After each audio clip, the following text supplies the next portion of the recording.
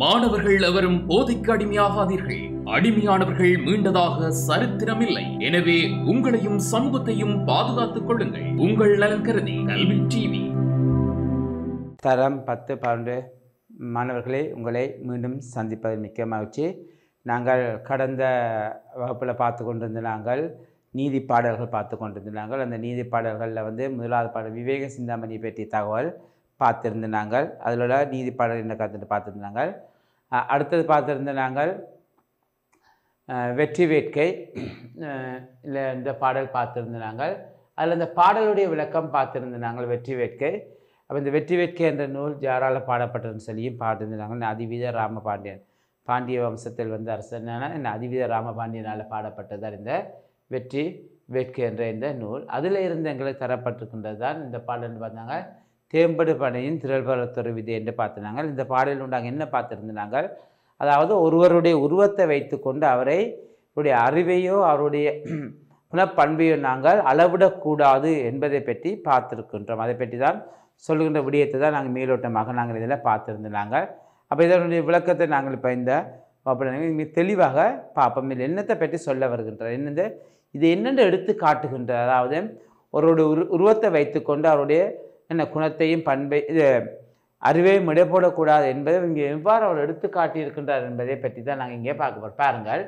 தேம்படு பனையின் திரள்பல தொருவிதை வானுற ஓங்கி வளம்பெற வளரினும் ஒருவர் இருக்க நிழலாகாதே, தெல்லிய வாளின் சிறுபலத்தொருவிதை தென்னீர் கயத்து சிறுமீன் சினையினும் நுண்ணியதே ஆயினும் அண்ணல் ஜானை அணிதேர் புறவி ஆட்பெரும் படையோடு மன்னர் இருக்க நிழலாகுமே, அதனால் பெரியோர் எல்லாம் பெரியவரும் அல்லர், சிறியோர் எல்லாம் சிறியவரும் அல்லர் என்று பார்த்துருந்தாங்க.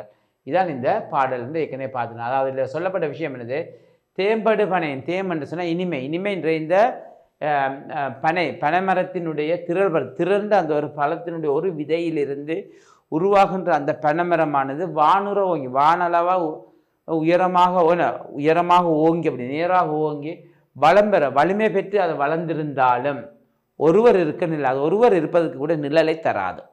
ஒருவர் வடிவாக அமர்ந்திருந்து இளைப்பாறுவதற்கு நிழலை தராது இந்த ஒரு பனைமரம். ஆனால் தெல்லிய வாளின் தெளிவான் என்ன இந்த ஆலமரத்தினுடைய தெல்லிய வாளின் ஆலமரம் ஆகாயத்து தெல்லிய வாளின் தெளிவாக தெரிகின்ற மிக தெளிவாக தெரிகின்ற ஆலமரத்தினுடைய மரத்தினுடைய சிறுபலத்தொரு விதை, அந்த சிறிய பழம் உங்களுக்கு தெரியும், ஆலமரத்தில் காய்க்கிற பழம் தெரியும், செப்பு கலர் பழம் குட்டி குட்டி குட்டியாக சின்ன சின்ன நிறைய காய்ச்சல். அந்த சிறிய பழத்தின் உள்ளுக்குள்ளே இருக்கிற ஒரு சிறிய நுண்ணிய விதை, அந்த விதையை எடுத்து பார்த்தீங்கன்னா சொல்லி மிகச்சிறியதொரு விதை நிறைய இருக்குது, மஞ்சள் கலரில் நிறைய விதை இருக்குது. அந்த விதை எப்படி இருக்கா, தென்னீர் கயத்து சிறுமீன் சினையினும், தென்னீர்னா தெளிந்த நீர் நிறைந்த, கயமுண்டா குளம், கயமுண்டா உங்களுக்கு என்னென்னு தெரிஞ்சிருக்கணும், கயமுண்டா என்னென்னு சொல்லப்படுகின்றது குளம், ஞாபகத்துக்கு கொள்ள முடியல, கயம் என்றால் குளம். அப்போ கயம்ன்றது குளமா, அப்போ அந்த குளத்தில் குளம் தெளிந்த நீரை கொண்ட குளத்தில் வாசம் செய்கின்ற சிறுமீன், சிறிய மீனின் சினையினும் அதனுடைய கரு முட்டையிலும் நுண்ணியதே ஆகிய மிகச்சிறியதே ஆனாலும், அந்த விதை ஆலமத்தினுடைய மிக சிறியதே ஆக இருந்தாலும் அண்ணல் ஜானே, அண்ணல் என்றால் தலைமைத்துவம் மிக்கதா, அண்ணல் என்றால் என்னது தலைமைத்துவம் மிக்கதா, அண்ணல் என்பது அதான் பொருளா தலைமைத்துவம் மிக்கது.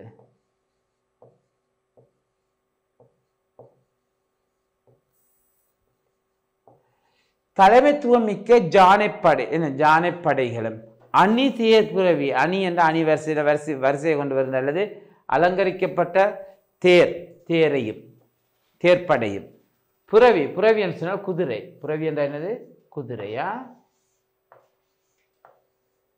குதிரை, புறவி என்று சொன்னால் குதிரைப்படையும் ஆட்பெரும் படையோடு, ஆட்பெரும்னா காலாட்படை, ஆட்பெரும்னா காலாட் நடந்து வருகின்ற ஆட்படை என்று சொன்னது காலாட்படையா, ஆட்படை என்றது காலாட்படை, ஞாபகத்துக் கொள்ளுங்க. அப்படியா காலாட்படையா, ஆட்படை என்றது காலாட்படை. இந்த 4 படைகளுடன் வருகின்றன, யானைப்படை, குதிரைப்படை, தேர்ப்படை, குதிரைப்படை, அணிதே தேர்ப்படை, குதிரைப்படை, காலாட்படை என்ற பெரும் படைகளுடன் வருகின்ற மன்னன் இருந்து இளைப்பாறுவதற்கு நிழலாகும், அது நிழலை தரும். இளைப்பாறுவதற்குரிய நிழலை தருமா இதாமாம் இந்த ஆலமரம். ஆகவே அதனால் சிறியவர் எல்லாம் அதனால் பெரியோர் எல்லாம் பெரியவரும் அல்ல, சிறியோர் எல்லாம் சிறியவரும் அல்ல. அதனால் பெரியோர் எல்லாம் பெரியவரும் அல்ல, சிறியோர் எல்லாம் சிறியவரும். ஏன்னா இதனால் என்ன சொல்ல பண்ணுறதுனால் என்ன நியாயத்தால் பெரியோர் எல்லாம் என்ன உரியவர் பெரியவரும் அல்ல, சிறியவர் எல்லாம் சிறியவரும் அல்ல. அதாவது என்னது, ஒருவருடைய உயரமாக உயர்ந்து இருக்கின்றார் என்பதற்காக அவர் அறிவாலும் குணத்தாலும் நல்லவர்கள் என்பது சொல்ல முடியாது. இல்லை குணத்தானவர்கள் பெரியவர்கள் அல்ல, பெருமையானவர்கள் அல்ல. சிறியோர் எல்லாம் உருவத்தால் சிறியவர்கள் எல்லாம், அறிவாலும் பண்பாலும் சிறியோரும் அல்ல, சிறியவர்களும் அல்ல என்பது தான் இதன் மூலமாக எடுத்துக்காட்டப்படும். பாருங்கள், அவ்வளோ பெரும் விதையிலிருந்து உருவாகின்ற பனைமரத்தால் ஒருவர் இருப்பதுக்கு கூட நிழலை தர முடியாது. ஆனால் சிறிய மீண்ட சினையை விட நுண்ணியதாக இருக்கின்ற ஆலம் விதையிலிருந்து உருவாகின்ற அந்த ஆலமரம் என்ன நாட்பெரும் படைகளுடன் வருகின்ற மன்னர் என்று இளைப்பாறுவதற்கு நிழலை தருகின்றது. அதனால் ஒருவருடைய உருவத்தை வைத்துக்கொண்டு ஒருவரை எடை போடக்கூடாது என்பதை இங்கே எடுத்து காட்டி இருக்கின்றார்.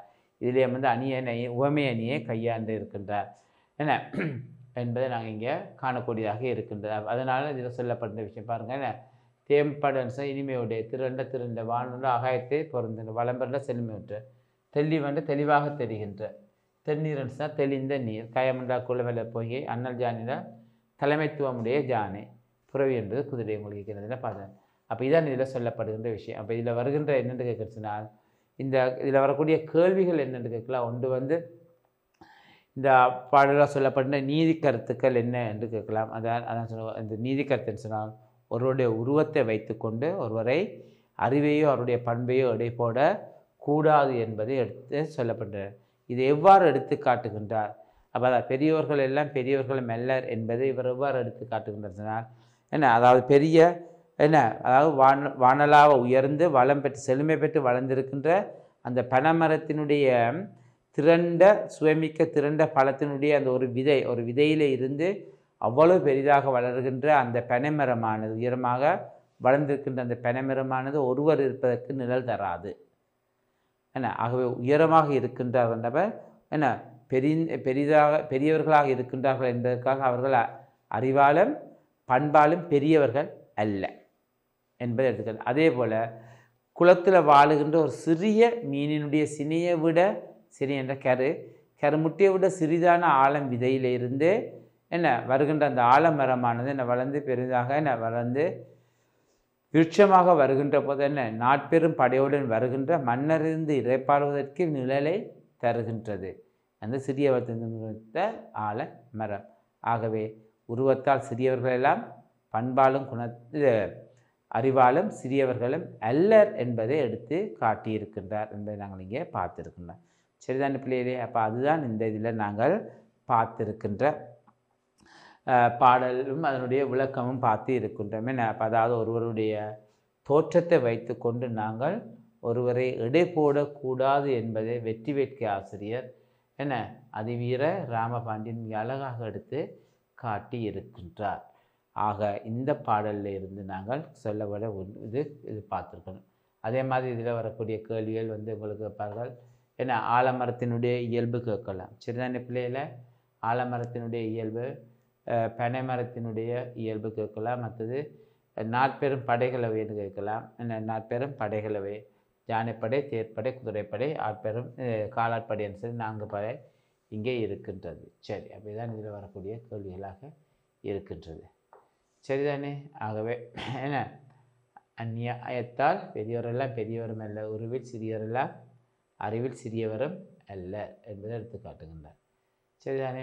அப்போ இது காட்டுங்க. இதுதான் இது. அடுத்தது நாங்கள் பார்க்க வேண்டியது வாக்குண்டாம். உங்களுக்கு தெரியும் வாக்குண்டாம் யாரால் பாடப்பட்ட நூல் தெரியும், ஔவையாரால் பாடப்பட்ட நூல் தான் இந்த வாக்குண்டாம். இது மூதுரை என்றும் சொல்கிறாங்க. மூதுரை என்றால் முதுமையான ஒரு முதுசரை மூதுரை என்று சொல்லும். முதுன்னு சொன்னால் முதுமை என்று சொன்னால் பழமையான ஒரு பழமையான நற்கருத்துக்களை கொண்ட நூல் என்ன என்ற இந்த நூல் இதில் சொல்லப்படுகின்றது.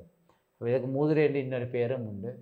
இந்நூல் 30 பாடல்களே உள்ளது. நூல் எத்தனை பாடல்கள்? 30 பாடல்கள் இருக்கின்றன. பழந்தமிழ் இலக்கியங்களில் காணப்படும் அரிய கருத்துக்களை எடுத்து கூறுவதாக அமைந்துள்ளது. இது ஔவையார் இதை பாடியுள்ளார். இதை பாடியவர் ஔவையார். என்ன இந்த மூதுரை என்ற நூலை பாடி வாக்குண்டா அல்லது மூதுரை என்று சொல்லப்படுவது இந்த நூல். அப்போ இதன் பாடியவர் ஔவையார். அப்போ அவரால் பாடப்பட்ட இந்த பாடலிருந்து எங்களுக்கு ஒரு பாடல் எழுதி வந்திருக்காங்க. அடக்கமுடையார் அறிவிலர் என்றெண்ணி கடக்க கருதவும் வேண்டாம், மடத்தலையில் ஓடுமீன் ஓட உருமீன் வருமளவு வாடி இருக்குமாம் கொக்கு என்று சொல்லப்படுகின்றது. சரிதானே? அப்போ இதில் உவமையணியை கையாண்டவர் எடுத்திருக்கின்றார். அறிவுள்ளவர்களுக்கு கொக்கை எடுத்து காட்டியிருக்கின்றார். சரியா? பாருங்கள், இதில் இந்த பாடல் நீங்கள் பார்த்தீங்கன்னு சொன்னால் உங்களுக்கே தெரியும். அடக்கம் உடையார் அறிவிலர் என்று எண்ணி கடக்க கருதவும் வேண்டாம், மடத்தலையில் ஓடுமீன் ஓட உருமீன் வருமளவு வாடி இருக்குமாம் கொக்கு. கொக்கு இந்த அடக்கமுடையவர்களை கொக்கோ வச்சுக்கணும் எடுத்து காட்டுகிறது. அடக்கமுடையவர்கள் அடக்கத்துடன் காண எப்பொழுதுமே ஒரு சபையை எங்கே ஒன்று நினைக்க அங்கே ஒருத்தர் கருத்துக்கள் வரும்போது அடக்கமாக அமைதியாக அந்த விடயத்தை நன்கு அவதானித்து கொண்டு இருக்கின்றார் என்பதை நீங்கள் கருத்திற்கொண்டார் என கருத்தில் கொள்வீர்களாக இருந்தேன். அவரை பார்த்து அந்த அடக்கத்தோடு இருக்கிறவர்களை பார்த்து அறிவில்லார் என்று அவர்கள் அறிவற்றவர்கள் அதான் அமைதியாக இருக்கிறார்கள் என்று எண்ணி கடக்கவும் கருத வேண்டாம். கடக்க அவர்களை வெற்றி கொள்ளலாம் என்று எண்ண வேண்டேன். அவர்களை வாதிட்டு வெற்றி கொள்ளலாம் என்று எண்ண வேண்டாம். ஏன்னா கடக்கவும் வேண்டாம் சொன்னேன். அவர்களை வெற்றி கொள்ளலாம் என்று சொல்லி அவர்களுடன் வாதிட்டு வெற்றி கொள்ளலாம் என்பதுதான் இங்கே கடக்கம்ன்றது. அதான வெற்றி பெற்று விடலாம் என்று கருத வேண்டாம். கருத என்று சொன்னால் எண்ண வேண்டாம். நீங்கள் எண்ணுதல் வேண்டாம். என்னது? அடக்கமுடையவர்களாக இருக்கின்றவர்கள் ஒருவரை பார்த்து இவர்கள் அறிவில்லாதவர்கள், இவர்களை இலகுவாக வென்று விடலாம் என்று எண்ணி கடக்க அவர்களை வென்று விடலாம் என்று கடந்து செல்லலாம் என்று எண்ண வேண்டாம். அவர்களை அப்படி நினைக்க வேண்டாம். ஏனென்று சொன்னால் மடத்தலையில் ஓடுமீன் ஓட, மடத்தலை என்று சொன்னால் நீரோடும் வாய்க்கால். மடத்தலை என்று சொன்னது நீர் ஓடும் வாய்க்கால். நீரோடும் வாய்க்கால்.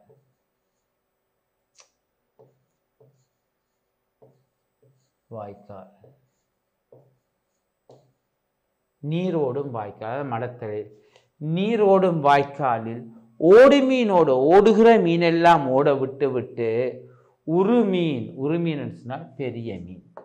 உருமீன் என்னது? பெரிய மீன். பெரிய மீனா? உருமீன் சொன்னால் பெரிய மீன். உருமீன்ன்றது பெரிய மீனா? பெரிய மீன் வருமளவு வாடி இருக்குமாம் கொக்கு. இந்த கொக்கு இருந்துச்சுன்னா வாடி போய் அப்படியே பார்த்து கொண்டே இருக்குமாம் கொக்கு. அப்படியே கொக்கு ஒரு நீரோடுகின்ற நிலையில் அப்படியே ஒற்றை காலை தூக்கி கொண்டு அப்படியே நிற்கும். அப்படியே பார்த்து கொண்டே நிற்கும். அது சுற்றி பல மீன்கள் எல்லாம் ஓடிக்கொண்டே இருக்கும். சிறிய மீன்கள் துள்ளி குதிச்சு எல்லாம் விளையாடும். ஆனால் கொக்கு பேசாமல் அப்படியே பார்த்து கொண்டிருக்கும். எப்போ தண்டை பசிக்கல தனக்கு ஏற்ற அளவு என்ன உணவு வரும்பறை என்ன வருகின்றவரை பார்த்து கொண்டிருக்கேன். தனக்கேற்ற பொருத்தமான ஒரு பெரிய மீன் வர என்ன செய்ய அப்படியே அதை கவி கொண்டு பறந்து போயிடும். அதே போல் தான் கடக்கம் கருத வேண்டாம். ஓடுமே ஓடு. அதே போல் தான் அறிவுள்ளவர்கள் என்ன செய்கிறார்கள்? அதாவது அடக்க முடியவர்கள் என்ன செய்வார்கள்? தமக்கு ஏற்ற பொருத்தமான போட்டியாளர்கள் வரும் வரையும் அடக்கத்துடன் அமைதியாக காத்து கொண்டு இருப்பார்கள். அவர்கள் வந்து அவர்களுடன் வாதிட்டு தங்களுடைய வெற்றியும் பெறுவார்கள் என்பதுதான் எடுத்து காட்டப்படுகிறது. ஆகவே அடக்க முடியாத என்ன இந்த பாடலினூடாக ஔவையார் மிக அழகாக எடுத்து காட்டுகின்றது. அடக்கம் உடையவர்களை ஒரு காலமும் நீங்கள் எப்படி எண்ண வேண்டாம்? அறிவற்றவர்கள் என்று எண்ண வேண்டாம். அறிவற்றவர்கள் என்று எண்ண வேண்டாம். என்றால் அவர்கள் தங்களுடைய அறிவுக்கு ஏற்ற தகுந்த போட்டியாளர்கள் வரும் வரையும் அமைதியாக பார்த்து கொண்டிருப்பார்கள். இவர்கள் தமக்கேற்ற பொருத்தமான போட்டியாளர்கள் வரும் வரையும் அமைதியாக பார்த்து கொண்டிருந்து அவர்களுடன் வாதிட்டு வெற்றி பெறுவார்கள் என்பதுதான் இந்த பாடல்களாக எடுத்து காட்டப்படுகின்றது. அப்போ இதில் அவர் சொல்லப்படுகின்றது கேட்கக்கூடிய வினாக்கள் என்ன கேட்பார்கள்? கொக்கினுடைய இயல்பு கேட்கலாம். அதே மாதிரி அடக்கமுடையவர்களுடைய இயல்பு கேட்கப்படும். அதில் சொல்லப்படுகின்ற பழமொழி என்னென்று கேட்கலாம். இதில் வந்து கையாளப்பட்டிருக்கின்ற அணி என்னென்று கேட்கலாம். உங்களுக்கு தெரியும் பழமொழி என்ன சொல்ல வேண்டியது, ஓடிமீனோட உரிமீன் வருமளவு வாடி இருக்குமாம் கொக்கு. இதான் இதில் சொல்லப்படுகின்ற பழமொழி. சரி, இதிலேருந்து மடுக்கலாம். இது மடத்தலையில் ஓடிமீனோட உருமீன் வருமளவு வாடி இருக்குமாம் கொக்கு. இது வந்து பழமொழியாக ஞாபகம் கொள்ளுங்க பிள்ளைகளா. இது வந்து என்னது பழமொழி. இதில் சொல்லப்படுகின்ற மொழி வந்து பழமொழியா.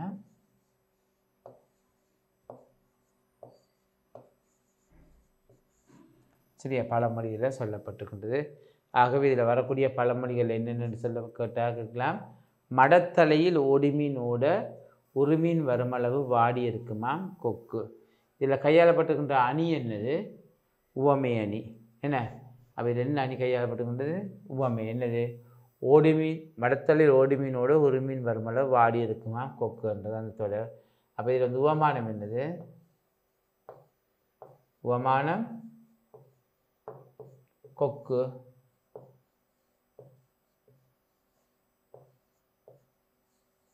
உவமேயம்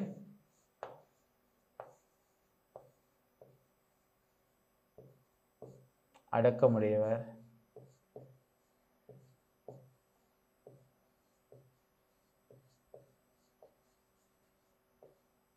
பொதுத்தன்மை.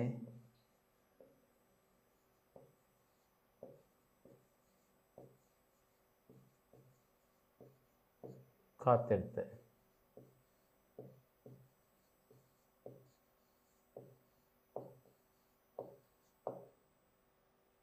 பொதுத்தன்மை காத்திருத்தல். சரியா, பொதுத்தன்மை என்னது காத்திருத்தல். இதில் கையாளப்படுகின்ற அணி. சரி, உவமையணிக்கான உவமான கொக்கு, உவமேயம் அடக்கமுடையவர், பொதுத்தன்மை தகுந்த நேரம் வரும் வரை காத்திருக்கிறதுனால காத்திருத்தல் இதனுடைய பொதுத்தன்மையாக இருக்கின்றது. சரிதானே பிள்ளைகளே. பாருங்கள், இந்த பாடலில் அடக்கமுடையார் என்ற அந்த பாடலில் வாக்குண்டாம் என்ற இதில் தரப்படுகின்ற பாடல் தான் இந்த அடக்கமுடைய அறிவில்லார் என்றெண்ணி கடக்கவும் கருத வேண்டாம், மடத்தலையில் ஓடுமீனோட உருமீன் வருமளவு வாடி இருக்குமா கொக்கு என்பது இந்த பாடல். அப்போ இதில் வந்து இந்த பாடலை பாடியவர் வந்து ஔவையார்.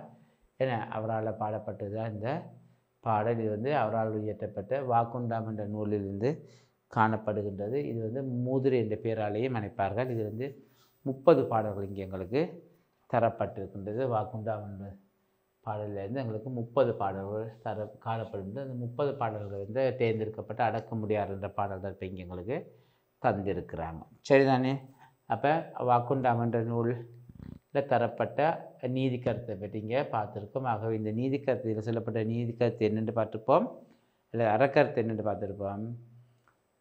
அடக்கமுடையவர்களை அறிவற்றவர்கள் என்று அவர்களை வெற்றி கொள்ளாமல் என்று கருதக்கூடாது என்றால் அவர்கள் தக்க சமயத்துக்கு தமக்கேற்ற பொருத்தமான ஒரு போட்டியாளர் வரும் வரைக்கும் காத்திருத்தல் தான் அவர்களுடைய பண்பு. அப்போ தக்க சமயம் வரும் வரை காத்திருத்தல் இதனுடைய பண்பாக இது பொதுத்தன்மையாக இருக்கின்றது. இந்த பாடலுடைய நோக்கமும் அதுதான். என்னது, பொறுமையுடன் ஒன்றை காத்திருந்து வெற்றி கொள்ளுதல். எப்படி வெற்றி கொள்ளுதல், தமக்கேற்ற பொருத்தமான போட்டியாளர்களுடன் பாடுபட்ட அந்த போட்டியாளர்களுடன் தான் அவர்கள் தங்களுடைய கருத்துக்களை பயன்படுத்தி அவர்களுடன் வெற்றி கொள்வதற்கு நினைப்பார்கள் என்பதை தங்களுடைய கருத்துக்களை முன்னிப்பார்கள் என்பதை எடுத்து காட்டுகின்றார். சரிதானே. ஆகவே இந்த பாடலூடாக எடுத்து காட்டப்படுகின்ற விடயம் என்னென்று உங்களுக்கு தெரிஞ்சிருக்கும். இது அடக்கமுடையார் என்ற அந்த பாடல். ஆகவே இப்போ நீதி பாடல்களை நாங்கள் இப்போ 3 பாடல்கள் பார்த்துருக்கின்றோம். 1 விவேக சிந்தாமணி, அடுத்த வெற்றி வெட்க, அடுத்தது வாக்குண்டாம் என்பதை பார்த்துருக்கின்றோம். சரிதானே. அப்போ இது இவ்வளவு இதில் பார்த்துருக்கின்ற பாடல்கள் எல்லாமே முக்கியமானதாக காணப்பட்ட. இப்போ இதில் வரக்கூடிய கேள்விகளும் என்னென்று பார்த்துருக்கோம். அடக்கமுடையாருடைய இயல்பு வரும், அடுத்தது கொக்கினுடைய இயல்பு வரும், இதில் வரப்பட்ட பழமொழி, இதில் வந்து அணி என்ன கையாளப்பட்டுக்கிட்டது, அது இதில் சொல்லப்படுகின்ற நீதி கருத்துக்கள் என்னென்று பார்த்தோம். இதில் வந்து அது மாதிரி அரும்பத விளக்கம். இப்போ கடக்க என்று சொன்னால் வெற்றி கொள்ள, கருதுன்ற என்ன வேண்டாம், மடத்தில் சொன்னால் நீரோடும் வாய்க்கால், உரிமை என்று சொன்னால் பெரிய மீன். சரி, என்ன அடக்கம் சொன்னால் பணிவு, அறிவியல் சொன்னால் அறிவற்றவர்கள் என்பதில் பொருள் இருக்குது. சரிதானே? ஓகே, அதனாலேயே இது பார்த்தோம்.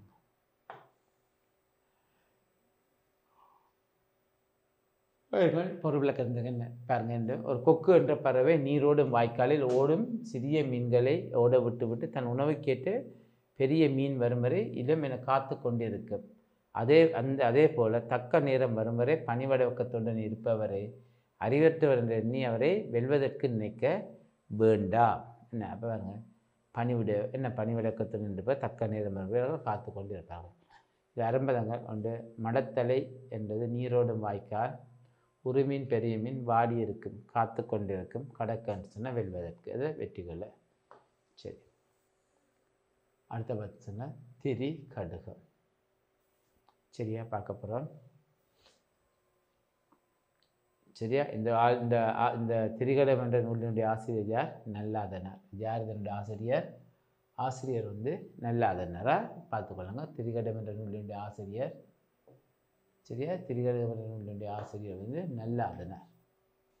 சரியா, ஆசிரியர் நல்லாதனார். சரி, இந்த நூலில் பார்த்தீங்கன்னா 101 வெண்பாக்கள் இருக்கின்றன. எத்தனை வெண்பாக்கள் இருக்கின்றன? 101 வெண்பாக்கள். இந்த வெண்பா உங்களுக்கு தெரியும், அறக்கருத்துக்களை தெளிவாக சொல்வதற்கு சிறந்த பாவடிவம் இந்த வெண்பா தான். என்ன வெண்பா தான் இதனுடைய சிறந்த பாவடிவம். அறக்கருத்துக்களை சொல்வதற்கேற்ற சிறந்த பாவடிவம் வெண்பா. அதான் இதில் தந்திருக்கிறாங்க. அப்போ இது திரி என்று சொன்னால் என்ன அர்த்தம்? 3. திரி என்றால் என்னது? 3. திரி என்பது 3 ஞாபகம் வச்சுக்கொள்ளுங்கள். திரி என்றால் 3.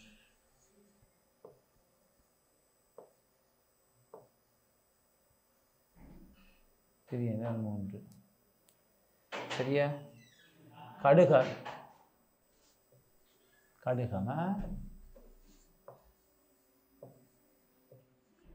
எடுத்தினால் மருந்து சரக்கல், மருந்து பொருள்.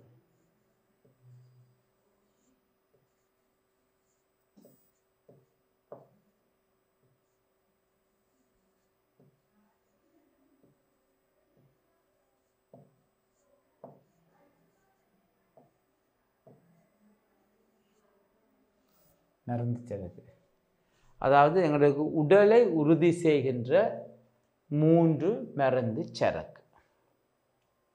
அதான் திரிகடிகம். இது சுக்கு, மிளகு, திப்பிலி. இந்த சுக்கு, மிளகு, திப்பிலி இந்த 3மே எங்களுடைய உடலை வளப்படுத்துகின்ற மருந்து பொருட்கள். சரியா? என்ன சுக்கு, மிளகு, திப்பிலி இது 3 தான்.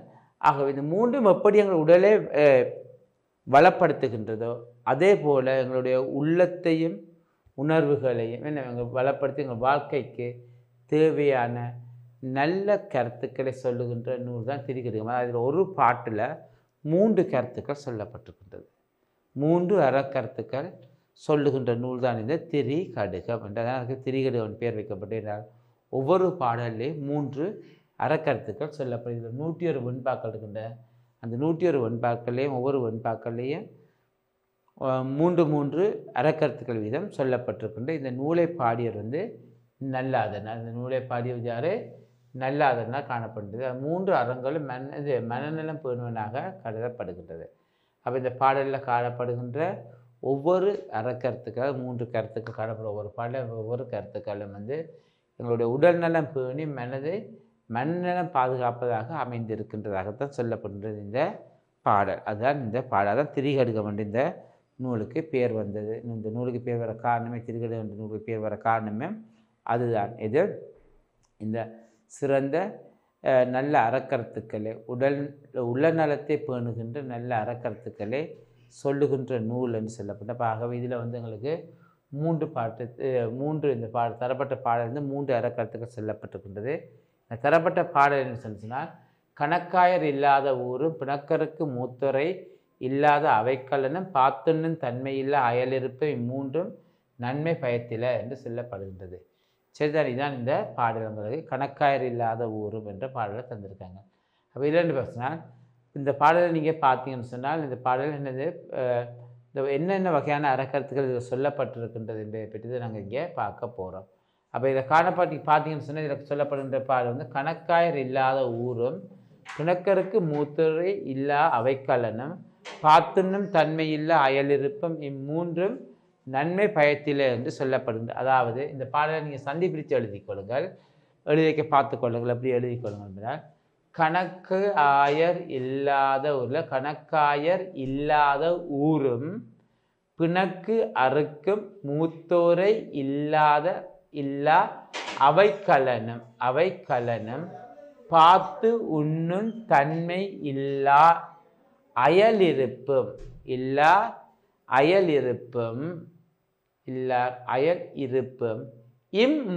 இந்த மூன்றும் நன்மை பயத்தில ஒருவருக்கு நன்மை தருவது இல்லை என்று சொல்லப்படுகின்றது.